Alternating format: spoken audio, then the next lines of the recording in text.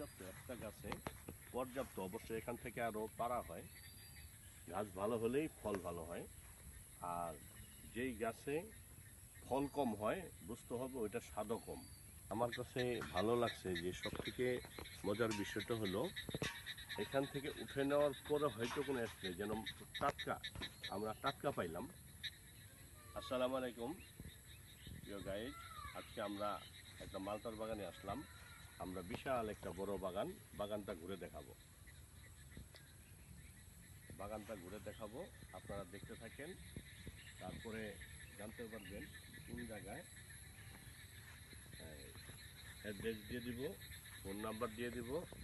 তারপরে আপনারা মালটার স্বাদ কেমন, এই স্বাদ কেমন দেখতে পাবেন।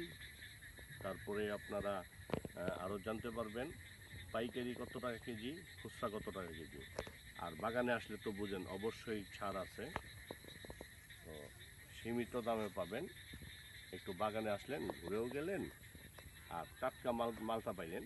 এটা কোনো সার্ভিস নেই, এখানে কোনো সার্ভিস নেই, ঠিক আছে? তো আপনারা আগে দেখেন, বিশাল একটা বাগানটাকে দেখাই।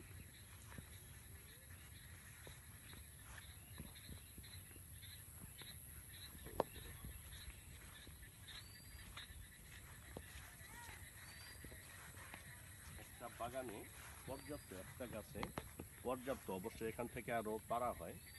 একটা গাছে, শুধু একটা গাছে দেখাইতেছে আমরা যে এই গাছটা, এই একটা গাছে যদি মোটামুটি এই সাইড সব মিলিয়ে যদি দেখি, এই সাইড থেকে একটা গাছে যদি এই পরিমাণ হয় তাহলে অবশ্যই গাছ ভালো। যদি গাছ ভালো হয় তাহলে ফল ভালো হবে। গাছ ভালো হলেই ফল ভালো হয়।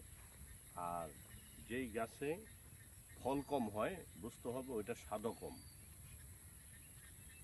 তাহলে আপনারা এটা এখন আমরা আছি এই হলদিপাটা টিলাপাড়া নামে একটা জায়গা। তো মালটা এগুলাও এখনও ছোটই আছে, আর এখান থেকে বড়গুলা বাইছে নিতে হবে। তো এই মালটার একটা গুণ আছে, আমরা একটু কাছের থেকে দেখাই। এই যে পিছনে যদি পয়সার ছাপ থাকে, এই মালটাটা স্বাদ হবে। মালটার চিনার একটা গুণ হইল একটা পয়সার ছাপ থাকে, এটা মিষ্টি হয়। যেটার পয়সার ছাপ নাই ওটা হলো টক হয়। আসেন, পাইকারি 50%, খুচরা নিতে গেলে 50% বেশি লাগবে। এটা হইল উপকার। তারপরে মালটার সাথে সাথে বাগানের সুন্দর একটা কাজ করেছে, যেমন পেয়ারা। মালটার পাশাপাশি পেয়ারা, মালটার পাশাপাশি দেখতে পাচ্ছেন পেয়ারা।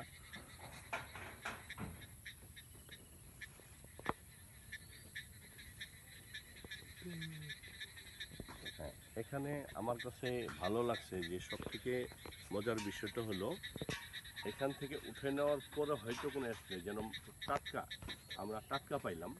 আপনারা যদি টাটকা ফল চান তাহলে আইসা বাগান থেকে নেবেন। 1 কেজি বলেন, নিচে 1 কেজি থেকে শুরু করে উপরে আপনি জানেন সম্পূর্ণ পাইকারি দাম। তো বাগানটাকে আর একটু ভালোভাবে দেখেন।